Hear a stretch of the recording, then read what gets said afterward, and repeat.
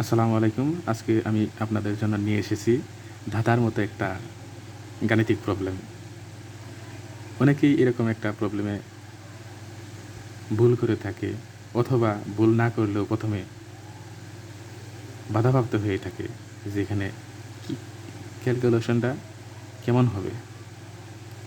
তো এখানে অপশন হিসেবে রয়েছে ৮ এবং ২।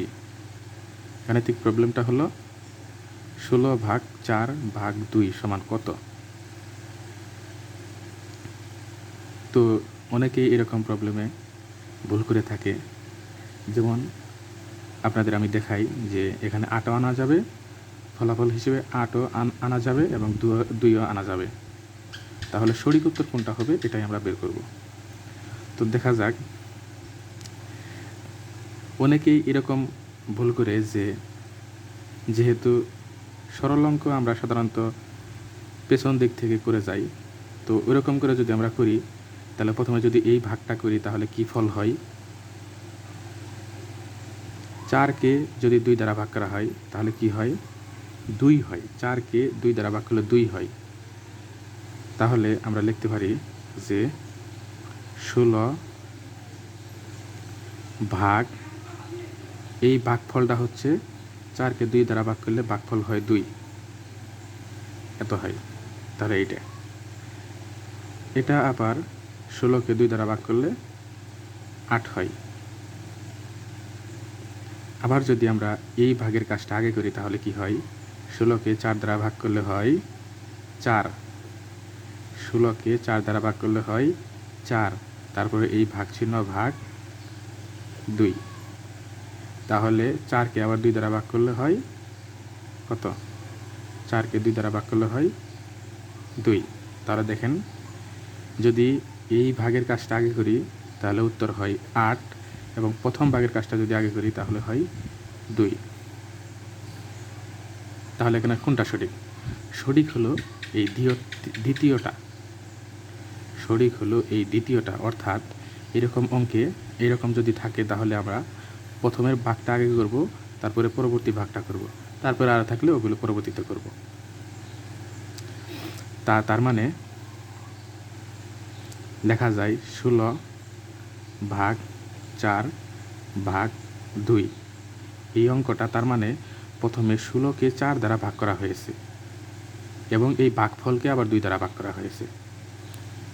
এটাকে আমরা লিখতে পারি ১৬/৪, এটা ব্র্যাকেট দিয়ে যদি আটকায় দিই তাহলে ভাগ ২। এরকম যদি করি তাহলে হয় ১৬কে ৪ দ্বারা ভাগ করলে ৪, এই ভাগ চিহ্ন ভাগ এই ২, তাহলে ফলাফল হয়ে যাচ্ছে ২। এখানে ভুলেও পরবর্তী ভাগটা আগে করা যাবে না, তাহলে ফলাফল হবে ৮ এবং এটি ভুল হবে।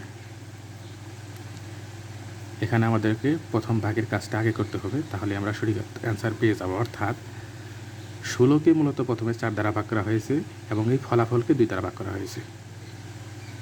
এখন আপনাদেরকে আমি আরেকটা পদ্ধতি বলে দিব, যার মাধ্যমে আরও সহজে আপনারা এই অঙ্কটা সলভ করতে পারবেন। তো দেখা যাক কি, আমরা আগে প্রবলেমটা লিখে নিব। ১৬/৪/২। এখন আপনাদেরকে আর একটি সহজ পদ্ধতির কথা বলতেছি। তো ভাগ চিহ্ন যদি থাকে তাকে আমরা গুণ চিহ্ন দিব। ভাগ চিহ্ন যদি থাকে, এটা আমরা জানি যে ভাগ চিহ্নকে গুণ চিহ্ন দেওয়া যায়। ভাগ চিহ্নকে যদি গুণ চিহ্ন দেওয়া হয় তাহলে তার পরবর্তী সংখ্যাটি, অর্থাৎ ভাগ চিহ্নর পরের সংখ্যাটি উল্টে যাবে, অর্থাৎ হর হয়ে যাবে লব, লব হয়ে যাবে হর। এভাবে করলে আমরা অতি সহজেই এরকম প্রবলেমের সমাধান করতে পারি। তো দেখা যাক, ১৬ লিখলাম। এখন এই ভাগ চিহ্নকে আমরা যদি গুণ চিহ্ন দিই, এখানকে ৪ উল্টে যাবে, ৪-এর নিচে মনে মনে ১ আছে, ওই নিচের ১ উপরে চলে যাবে এবং ৪টা নিচে চলে আসবে এবং এই ভাগ চিহ্নকেও আমরা গুণ চিহ্ন দিব।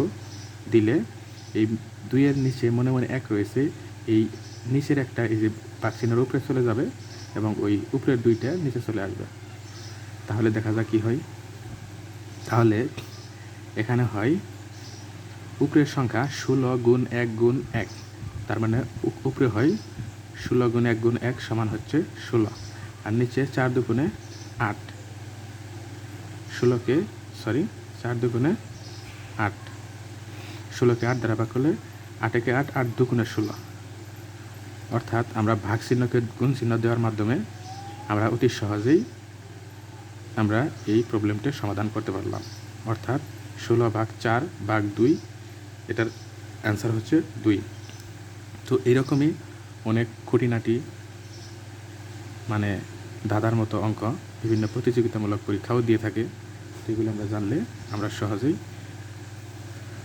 এখানে সঠিক অ্যান্সারের মাধ্যমে নাম্বার ক্যারি করতে পারব। ধন্যবাদ, আজকে এই পর্যন্তই।